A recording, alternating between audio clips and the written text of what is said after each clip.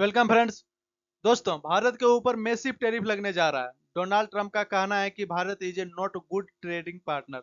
तो ऑब्वियस सी बात है, भारत को अपनी इकोनॉमी, अपनी देशवासियों को सेव करने की जरूरत है, सील्ड करने की जरूरत है। स्पेशली जो एक्सपोर्टर हैं उनको एक बड़ा झटका लगेगा।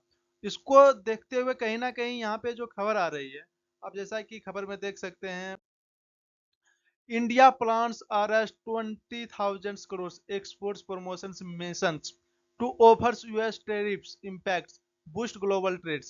जैसा कि आप सबको पता है, जिस तरह से टेरिफ पे टेरिफ डोनाल्ड ट्रंप लगाने की बात कर रहे हैं, तो इसको थोड़ा सा डिटेल्स में जानेंगे कि ये जो पर्टिकुलर मिशन है इसमें क्या क्या चीजें आएगी और क्या ये WTA कंपेन रहेगा कि नहीं रहेगा। क्योंकि देखिए, अक्सर प्रॉब्लम क्या होती है, अगर आप एक्सपोर्टर को सपोर्ट करते हैं या एक्सटेंसिव देते हैं तो यहाँ पर WTO में कई सारे सवाल खड़े होते हैं। वैसे आप देखोगे तो WTO का कोई अस्तित्व नहीं रह गया, क्योंकि यहाँ पे जिस तरह डोनाल्ड ट्रंप टेरिफ पे टेरिफ लगा रहे हैं तो WTO के अंदर तुरंत खारिज हो जाना चाहिए। खैर, ये भी जो भी है, इसको पर्टिकुलर मिशंस के बारे में हम जानेंगे। चलिए शुरू करते हैं। पहले तो थोड़ा बैकग्राउंड समझ लेते हैं कि एक्चुअली में हुआ क्या है, हुआ है इस मिशंस को लाने की जरूरत क्या पड़ गई इस समय। क्योंकि आप सबको पहले ही पता है कि 25% टेरिफ जिस प्रकार से डोनाल्ड ट्रंप इंडिया के ऊपर लगा दिए हैं, उसके अलावा एक्स्ट्रा पेनल्टी लगाने की बात कर रहे हैं, कभी 500% टेरिफ लगाने की बात कर रहे हैं। उसी को देखते हुए प्रीएम्प्टिव एक्शन लिया गया है। इस पर क्या इफेक्ट होगा, जैसे आप जानते हैं, द मूव डायरेक्टली इफेक्ट कर सकता है, टेक्सटाइल्स गारमेंट्स में इफेक्ट हो सकता है, गार्म्स एंड ज्वेलरी में इफेक्ट हो सकता है, सी फूड एक्सपोर्ट्स हो गया, यहाँ पे स्पाइसेस हो गया, इंजीनियरिंग गुड्स हो गया, ऑटो कंपोनेंट्स हो गया, इलेक्ट्रॉनिक्स हो गया। इस सब में 35% डायरेक्टली इफेक्ट पड़ सकता है। इन सबको कहीं ज्यादा झटका लग सकता है, जिस प्रकार से डोनाल्ड ट्रंप के द्वारा टेरिफ लगाने की बात की जा रही है। What is the exports promotion mission, ये एक्चुअली है क्या। जैसा कि आप सकते हैं, it is a multi ministerial initiatives beginning the launched by the governments of India. ये मल्टी मिनिस्टर्स हो गया, जैसे MSME मिशन हो गया। इस तरह के जितने भी मिनिस्टर्स होते हैं, जैसे रोड बनाने वाले मिनिस्ट्रीज हो जाते हैं, सब मिनिस्ट्रीज को मिला के एक मल्टी मिनिस्ट्रीज इनिशिएटिव्स लॉन्च किया गया है, जिसके तहत एक्सपोर्टर को सपोर्ट किया जाए। जैसा कि आप सबको पता है, 20,000 करोड़ कितना का सपोर्ट दिया गया, लगभग ये $2.4 बिलियन हो जाता है। इसको 5 to 6 ईयर्स के अंदर इसे देना होगा। जैसे इसको क्या करना है, प्रमोट इंडिया ब्रांड करना पड़ेगा, जैसे डाइवर्सिटी ऑफ एक्सपोर्ट्स डेस्टिनेशन करना पड़ेगा, मतलब अलग अलग जगहों पे खोजना पड़ेगा। जिस तरह से यूएस में टेरिफ लगाया जा रहा है, तो ऐसा नहीं है कि टेरिफ लगाने के बाद तो हमारे गुड्स एंड सर्विसेज वहाँ पे इजीली प्रोवाइड होंगे नहीं। तो हमें कुछ दूसरा डाइवर्सिटी करना पड़ेगा। जैसे मान के चलिए, एशियन कंट्री में जाना पड़ेगा, गल्फ कंट्री में जाना पड़ेगा, अफ्रीका में जाना पड़ेगा, उस तरह से डाइवर्सिटी करना चाहिए। और इसको इम्प्रूव तो एक्सपर्ट्स लाइन एक्सपोर्टर्स को इम्प्रूव करने की जरूरत है। Offers the particular movies spices by the USA, तो यूएस पे ज्यादा डिपेंड रहने की अब जरूरत पड़ेगी नहीं हमें।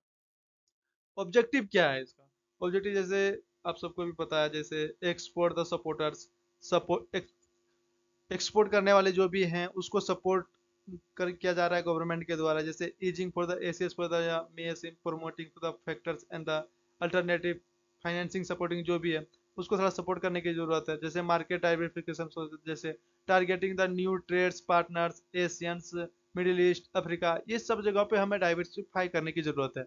कहीं ना कहीं इन सब जगह पे अपना मार्केट खोजने की जरूरत है। तभी जाके हम यूएस पे थोड़ा कम डिपेंडेंस हो पाएंगे, तभी थोड़ा हमारा कम घाटा हो पाएगा, थोड़ा हम ज्यादा इफेक्ट नहीं सह पाएंगे। रेगुलेटरी सपोर्ट्स क्या हो सकता है, जैसे helping the exports with the non tariffs barriers likely quickly certifications, packaging rules, safety western market. इस तरह से क्या होता है, जब अब सबको पता है कुछ भी चीज अगर ट्रेड करते हैं या एक्सपोर्ट करते हैं तो बहुत सारे नॉर्म्स लगाए जाते हैं। सेफ्टी टेस्ट हो जाता है, जैसे कार्बन क्लियरेंस चाहिए। तो उस तरह को इजिली अब पास आउट किया जाएगा गवर्नमेंट के द्वारा, ज्यादा वेट नहीं किया जाएगा।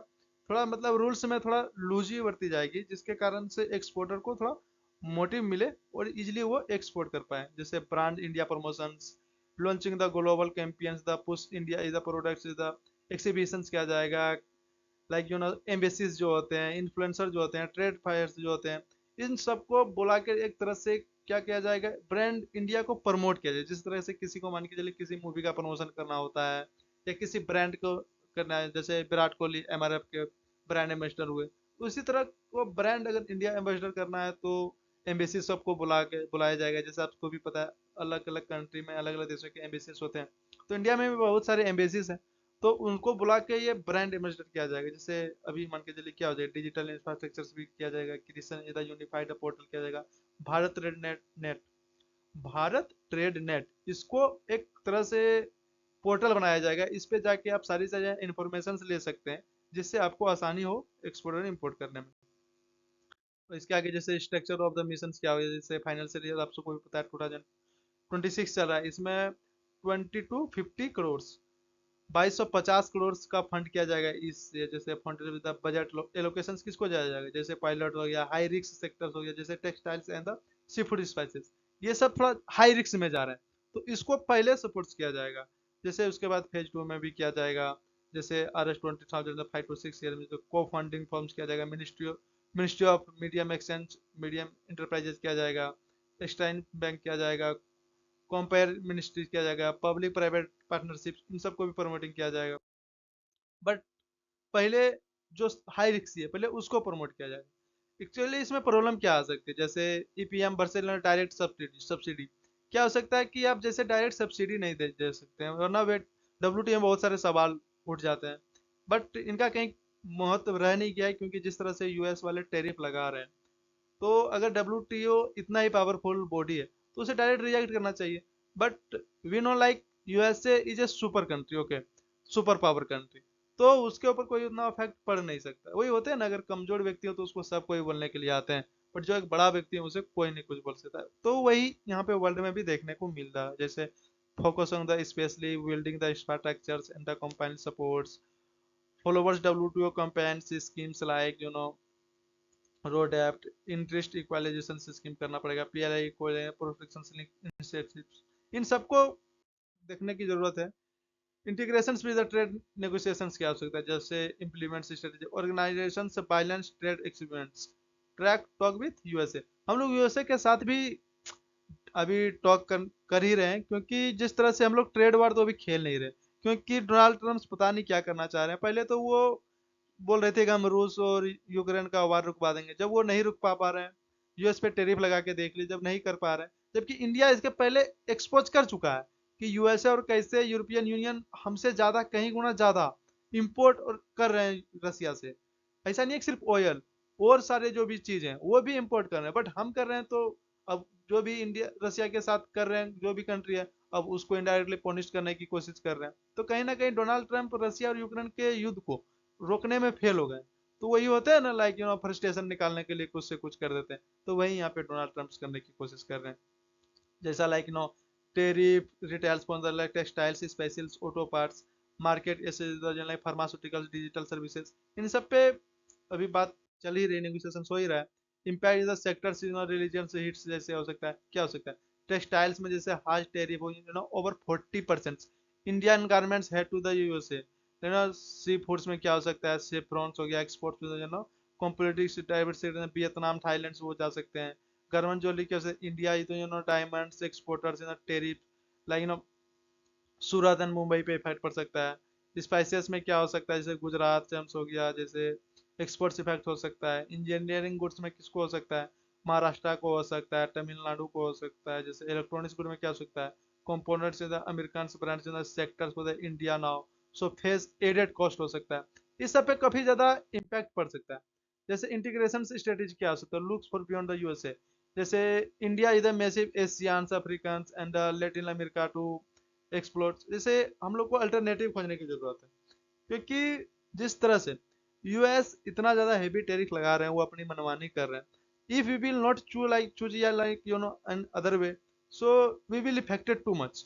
सो हम सबको कहीं ना कहीं दूसरे पे तो जाना ही पड़ेगा, तो हम लोग डाइवर्सिफाई कर रहे हैं अपने एक्सपोर्ट को, तो ये एक गुड वे है, और ये हमें करने की जरूरत भी है। जैसे एनालिसिस क्या हो सकता है, why is the like smart move, ये स्मार्ट मूव है या नहीं है, क्योंकि डब्ल्यू में ये बहुत बड़ा सवाल हो जाता है। क्योंकि हम डायरेक्ट पैसा नहीं दे सकते हैं किसी भी एक्सपोर्टर्स को। मान के चलिए घाटा हो गया, मुझे मुझे एक्सपोर्ट करने में नहीं, हमारे गुड्स एंड सर्विसेज जो भी है वो खराब हो रहे हैं, एक्सपाइल हो रहे हैं, सड़ रहे हैं, तो उनको ऐसा नहीं है कि गवर्नमेंट के द्वारा डायरेक्ट मनी दिया जा सकता है, क्योंकि ये रूल्स है, ये स्ट्रिक्ट रूल्स है डब्ल्यूटीओ का।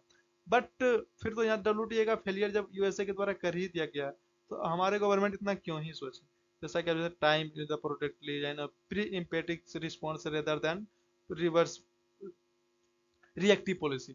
हम लोग का क्या है, प्री एंट्री मतलब पहले से ही हम लोग सोच रहे हैं कि ऐसा होगा तो हमको ऐसा कर देना है, और ऐसा सोच के भी रहना चाहिए। ऐसा नहीं है कि मान के चलिए परमाणु बम गिर गया तब बंकर में जाने की जरूरत नहीं, पहले ही हमें बंकर बनाने लेना चाहिए, ताकि जब परमाणु बम गिरे तो हम बंकर के अंदर चले जाए। ऐसा नहीं कि जब गिरे तब हम बंकर खोदने के लिए बैठे, ऐसा नहीं हो सकता है। जैसे लॉन्ग टर्म विजन हो सकता है, जैसे building in the Reliance beyond the current USA challenges. Long term के बारे में भी हम लोग सोच रहे हैं कि यूएस कभी फ्यूचर में फिर ऐसा अगर कर दिए तो इसे कैसे बचा जा सकता है। हमें ओवर ज़्यादा अगर किसी पे ज़्यादा डिपेंड रहिएगा तो वो फिर भाव खाएंगे ही। एक नॉर्मल लाइफ में भी होता है, तो यहाँ पे ये वर्ल्ड में भी देखने को मिल रहा है। जैसे support medium exchange medium enterprises जैसे to fetch the biggest the complaints and the credit. तो डब्ल्यूटीओ कॉम्पाइंट्स हो सकता है, जैसे avoid the subsidies based trade disputes. ये सब क्या हो सकता है, डब्ल्यूटीओ कंपोनेंट्स क्या है कि आप सब्सिडी प्रोवाइड नहीं कर सकते डायरेक्ट ट्रेडर्स को, जिससे काफ़ी ज़्यादा प्रॉब्लम्स होता है। आई होप सरकार के द्वारा जो कदम लिया गया है वो सक्सेस हो। आई होप मैं इस वीडियो में आपको डिटेल से समझा पाए। थैंक्स।